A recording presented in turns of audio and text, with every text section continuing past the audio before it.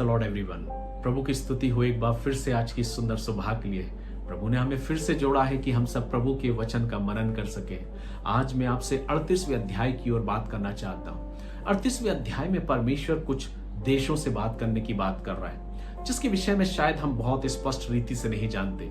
लेकिन मेरे प्रियो, जब हम अध्ययन करते हैं, वचन का मनन करते हैं, जब हम हर एक किताबों को अध्ययन करके जोड़ते हैं, तो हम इस बात को देखते हैं कि आज के वर्तमान स्थिति में अगर आज हम इन देशों के बारे में देखें तो ये वे हैं जो इजराइल के प्रति अपने युद्ध की तैयारी को कर रहे हैं। और हर एक घटनाएं हमें उन बातों को आज साबित करती हुई नजर आ रही हैं जो आज के संदर्भ में भविष्यवाणी को पूरा होते हुए हम देख रहे हैं। जो 38वें अध्याय में कहा गया है, जो देश इजराइल से लड़ने की तैयारी कर रहे हैं और उस पर हर समय अटैक हो रहे हैं, आक्रमण पर आक्रमण किए जा रहे हैं। अभी कुछ ही दिन हुए हैं कि हमने फिर से आक्रमण की बात सुनी कि इजराइल पर अटैक किया गया और कहा गया कि इजराइल के सारे सिस्टम खत्म हो गए। लेकिन मेरे प्रियो, फिर हम सुनते हैं कि इजराइल ने अपने ऊपर किए गए आक्रमण का बदला पूर्ण रीति से किया है। मेरे प्रियो, जो बात आज मैं आपको बताना चाहता हूं, हम और आप जो मसीह विश्वासी हैं वो इस वचन पर विश्वास करने वाले लोग हैं। हम जानते हैं कि परमेश्वर ने अब्राहम, इसहाक और याकूब के द्वारा परमेश्वर ने यह प्रतिज्ञा की थी कि मैं उन्हें और तुम्हें आशीष दूंगा। मेरे प्रियो, इजराइलियों के लिए परमेश्वर ये कहता है, परमेश्वर का वचन बताता है कि जो कोई तुम्हें छूता है वो मेरी आंख की पुतली को छूता है। आज अगर इजराइल के ऊपर आक्रमण हो रहा है तो मैं ये नहीं भूलना है, ये वे लोग हैं जो जीवते परमेश्वर के लोग हैं। परमेश्वर ने उन्हें अपनी निज संतान करके चुना है। परमेश्वर ने उन्हें अपना कहा है, वे उनके लोग हैं मेरे प्रियो। और इसलिए आज हमें इस बात को स्मरण करना है कि परमेश्वर इजराइल के लिए क्या कहता है। कई बार इन संदर्भ को, वचन को जब हम पढ़ते हैं तो ये मेरे लिए कितने महत्वपूर्ण है। हम और आप जो विश्वास करते हैं, जिन्होंने अपने जीवन में मसीह को स्वीकार करते हुए, उस बलिदान को स्वीकार करते हुए अपने आप में एक जीवते परमेश्वर की आराधना करने के लिए अपने आप को समर्पित किया है, वे उस परमेश्वर के प्रेम में जोड़ दिए गए हैं और उसकी उस विरासत में शामिल किए गए हैं। इसलिए मेरे प्रियो, वो परमेश्वर जो इजराइलियों की रखवाली करता है, वो कहता है जो तुम्हें छूता है वो मुझे छूता है। आज हम और आप उस जीवते परमेश्वर पर विश्वास करने वाले लोग हैं। मेरे प्रियो, जो कोई मुझे और आपको छूता है वो उस परमेश्वर को छूता है। बेशक कई बार परमेश्वर वक्त लेता है, वो अवसर देता है, समय देता है कि हम उसे पहचानने पाए। लेकिन जब हम उसे नहीं पहचान पाते हैं या लोग नहीं पहचान पाते तो परमेश्वर अपने काम को पूरा करता है। जैसा कि वचन कहता है, जो कुछ परमेश्वर ने इस वचन में कहा, इन भविष्यवाणियों को कहा है, वो पूरा होती हुई नजर आती है।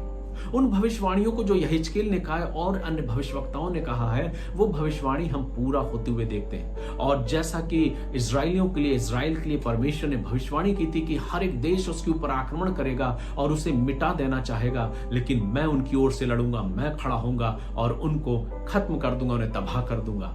और आज इस संदर्भ में इस भविष्यवाणी को हम पूरा होते हुए देख रहे हैं। तो ये वचन आज मुझे क्या सिखाता है? मुझे हर हाल में इस बात का विश्वास करना मेरे प्रियो, चाहे आप विश्वास करें या ना करें, चाहे आप स्वीकार करें या इनकार करें, ये मायने नहीं रखता। मायने ये रखता है कि जब आप विश्वास करते हैं और जब आप विश्वास के साथ स्वीकार करते हैं कि वो परमेश्वर जिसने इस वचन में अपनी बातों को कहा, वो पूरा भी होता हुआ हम और आप देख रहे हैं।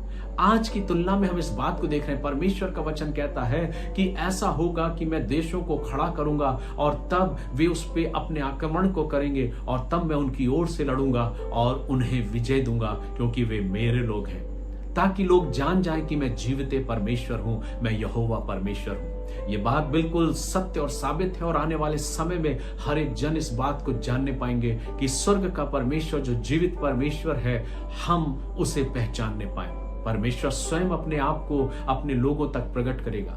उसने प्रकट किया अपने आप को मसीह यीशु के द्वारा और देह धारण के द्वारा इस संसार में आया, लेकिन उस समय में भी लोगों ने उसे स्वीकार नहीं किया, लोगों ने उसका उपहास उड़ाया। आज भी हम वर्तमान स्थिति में देखते हैं कि किस प्रकार से उपहास उड़ाया जाता है, सताव है, सब कुछ है। लेकिन एक बात जो मानने योग्य है वो ये है मेरे प्रियो कि परमेश्वर जीवित है, मसीह यीशु जीवित है और सत्य है। इस बात पर हम विश्वास करते हैं। परमेश्वर का वचन कहता है, जैसा कि कल हमने उस हड्डियों की तराई के विषय में पढ़ा, कि परमेश्वर मृतकों में भी जान फूंकने की ताकत रखता है, क्षमता रखता है। और वचन जैसा कि हमने सीखा कि हम बेशक अपने जीवन में अगर मसीह पर विश्वास करते हैं तो एक वक्त आएगा जब परमेश्वर का वचन कहता है कि कब्रें खुल जाएंगी और जो मृतक हैं वो जी उठेंगे। बेशक आप विश्वास करें या ना करें ये मायने नहीं रखता, लेकिन जो परमेश्वर है वो परमेश्वर है, वो सब कुछ कर सकता है मेरे प्रियो। क्योंकि हम मनुष्य हैं और सिर्फ निरा मनुष्य हैं, हम अपने जीवन में उस पर उंगली नहीं उठा सकते। मेरे प्रियो, मेरा और आपका विश्वास ऐसा विश्वास हो कि हम अपने जीवन में परमेश्वर पर अटूट विश्वास रखते हुए आगे बढ़े, और जैसा कि भविष्यवाणी की पुस्तकों में जो कुछ दर्शाया गया है वो हम अपने जीवन में आज वर्तमान स्थिति में पूरा होते हुए देख रहे हैं। ये इस बात को साबित करती है कि परमेश्वर परमेश्वर है, वो जीवित परमेश्वर है, वो अपने लोगों को किसी भी प्रकार से नहीं छोड़ता।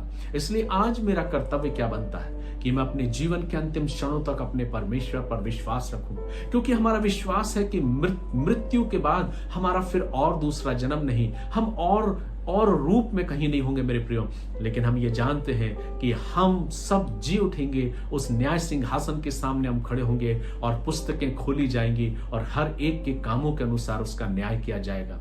क्या हम विश्वास करते हैं? आज अपने जीवन को परमेश्वर के वचन पर विश्वास रखते हुए आगे बढ़े। और जैसा कि 38वां अध्याय कहता है कि हर बार लोगों ने इजराइलियों को तबाह करना चाहा, इसराइल को तबाह करना चाहा, लेकिन वो उसे तबाह नहीं कर पाए।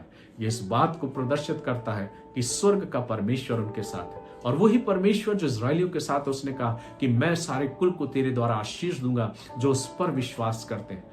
हम और आप जिस पर विश्वास करने वाले मेरे प्रियो, प्रभु हमें कभी नहीं छोड़ता, और वचन कहता है जो भविष्यवाणी मैंने कही है वो हर हाल में पूरी होगी। आज हम किसके पीछे भागना चाहते हैं? कौन के पीछे हम भागने की प्रयास कर रहे हैं? भाग्य तो सिर्फ एक है, वो है प्रभु, जिसकी हम आराधना करने के लिए एकत्रित हैं। अपने ध्यान को, अपने मन को प्रभु की ओर लगाएं और प्रभु की ओर ध्यान देते हुए अपने जीवन को पूर्णता जिए और अपने जीवन के द्वारा उसका धन्यवाद करें। प्रभु हमें समझ, बुद्धि और ज्ञान दे और उसका पवित्र आत्मा हमारी अगुवाई करे, ताकि हम भविष्यवाणी की उन पुस्तकों को समझने वाले बन सके और अपने जीवन के अंत तक आने वाले उस मसीह पर विश्वास करते रहे। आपका क्या विचार है? आपका क्या विश्वास है? प्रभु आपके विश्वास के अनुसार आपके जीवन में अपनी आशीष को प्रदान करे। God bless you. प्रभु आप सबों को आशीष दे।